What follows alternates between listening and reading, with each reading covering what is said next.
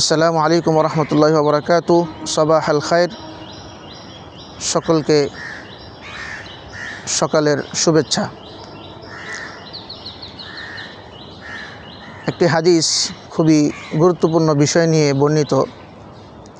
আন আবি হুরায়রা রাদিয়াল্লাহু তাআলা আনহু আনিন নবী সাল্লাল্লাহু আলাইহি ওয়াসাল্লাম قال নাফসুল মুমিনি মুআল্লাকাতুন বিদাইনিহি হাত্তা ইউকদা আনহু রাওয়াহু তিরমিজি وقال هذا حديث حسن। হাদিসটি তিরমিজি শরীফে বর্ণিত। হযরত আবু হুরায়রা রাদিয়াল্লাহু তাআলা আনহু থেকে বর্ণিত। তিনি বলেন, রাসূলুল্লাহ সাল্লাল্লাহু আলাইহি সাল্লাম ইরশাদ ফরমান, একজন মুমিনের অন্তর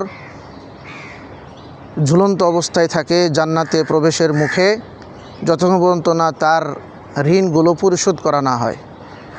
অতএব আমরা যখন জীবিত থাকব, যখন আমরা হায়াতে জিন্দেগিতে থাকি, তখন আমাদের একটা চিন্তা থাকা উচিত যে আমরা চলতে ফিরতে উঠতে বসতে ঋণ করে থাকি, এই ঋণগুলো যেন পরিশোধ করে দুনিয়া থেকে যেতে পারি। আর যদি একান্ত আমাদের সময় না কুলায়, মালাকুল মউত চলে আসে, আমাদের ওসিয়তনামার জন্য একটা জিনিসটা থাকে যে আমার রেখে যাওয়া সম্পত্তি থেকে যেন তোমরা এই ঋণগুলো পরিশোধ করে নাও। অতএব একজন মুমিন যখন ইন্তেকাল করে, তখন তার রেখে যাওয়া সম্পত্তির সাথে 4টি হক সম্পৃক্ত ধারাবাহিকভাবে। প্রথম হক হচ্ছে তার দাফন কাফনের ব্যবস্থা করা, দ্বিতীয় হক হচ্ছে তার ঋণগুলো পরিশোধ করা, তৃতীয় হক হচ্ছে তার বৈধ ওসিয়তগুলো পূরণ করা, তবে সেটা সুলুসুল মাল অর্থাৎ 1/3 চেয়ে বেশি হতে পারবে না, এবং সেটা উত্তরাধিকারী যারা শরীয়তের দৃষ্টিকোণ থেকে তাদের ক্ষেত্রে প্রযোজ্য হবে না।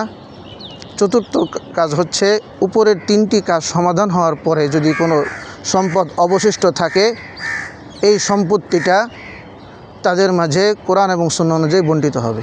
আসুন আমরা আমাদের সন্তানদেরকে এবং নিজেদের জীবনটাকে ইসলামী মূল্যবোধ দিয়ে সাজাই, তাহলে আশা করা যায় পরকালে আমরা নাজাত পাব। আল্লাহ তাআলা আমাদের সকলকে এই হাদিসটি থেকে শিক্ষা নেওয়ার তৌফিক দান করুন। আসসালামু আলাইকুম ওয়া রাহমাতুল্লাহি ওয়া বারাকাতুহু।